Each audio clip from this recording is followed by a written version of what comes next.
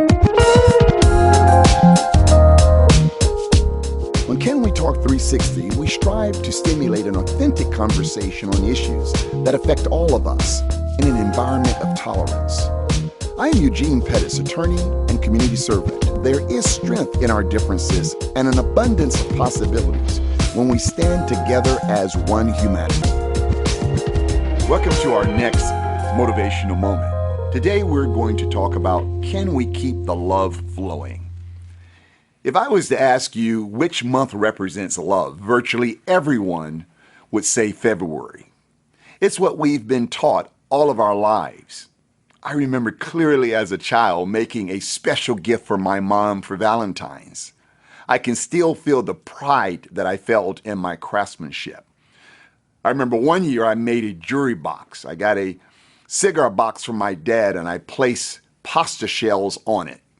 And I sprayed the entire thing gold. In my eyes, that was worth $1,000 to my mom. And from the deepest place in my heart, I remember telling her, "Thank you, Mom, for all that you do for me. I love you." As I advanced in grade school, my intentions moved a little bit from my mom to girls, and I really liked to give out the candy hearts that so many of you will recall with messages, "I like you," or "Will you be mine?" Most of us have continued the tradition of showing our love to those special people in our lives on Valentine's. But as we transition from the month of love, that is February, to March and beyond, we must keep the love flowing. Imagine if we shared genuine love with our family, friends, neighbors, and others we pass on a 365 basis. That is every day of the year. In other words, why allow the commercialization of Valentine's be the extent of sharing gestures of our love? Even more, why just think of romantic love as opposed to showing love to our friends, neighbors, and even strangers that we meet? We've all heard the scripture from Matthew and Mark in the Bible. Love your neighbor as yourself. We are to extend to our neighbor that kind of love with which we love ourselves. I know it sounds difficult, but our love of ourselves is not frigid love, but a sincere and passionate type of love. In like manner, we should love our neighbor and desire for him or her all those good things, both for the body and for the soul that we desire for ourselves.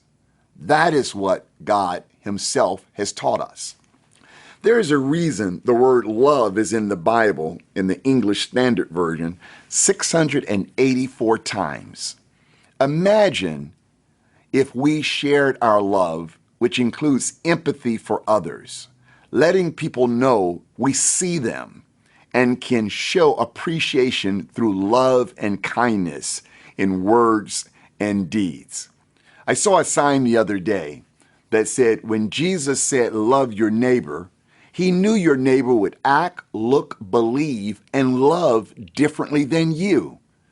It's kind of the whole point, the sign said. I thought that was just perfectly situated and said, we can't let our differences deter us from sharing the lubricant that allows the world to turn, and that's love. I share acts of love even when I do a simple walk down the beach in the mornings, through a smile towards a stranger, a greeting to people that I encounter on the elevator, or holding the door to aid someone in need, and in dozens of other ways daily. As we are observing the war in Ukraine, which is obviously dominating our news on television, my heart pours out prayers and love for the families that are being ripped apart by the Russian aggression, that has families splitting with women and children leaving and young boys and men staying to fight for their country. My heart cries out that if only we could truly love thy neighbor, then we would not have people bringing harm to others based on greed and thirst for power. In so many instances, we feel powerless and therefore don't bother to get engaged. But there are so many ways that we can still allow our love to shine even across the globe with charitable contributions or a simple prayer. As we travel through life, we should leave footprints of love and kindness wherever we go.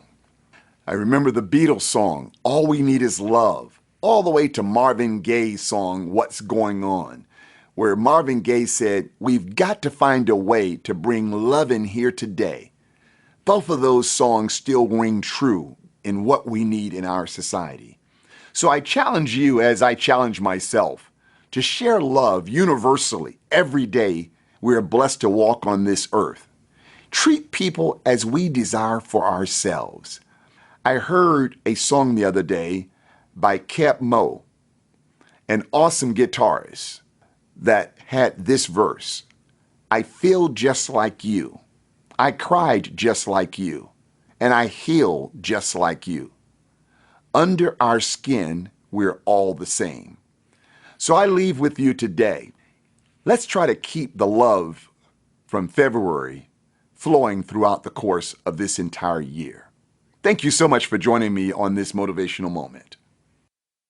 The law firm of Halitzer, Pedersen Schwam is a proud sponsor of the Can We Talk 360 podcast. Our firm handles medical malpractice, wrongful death, catastrophic personal injury litigation, and workers' compensation matters.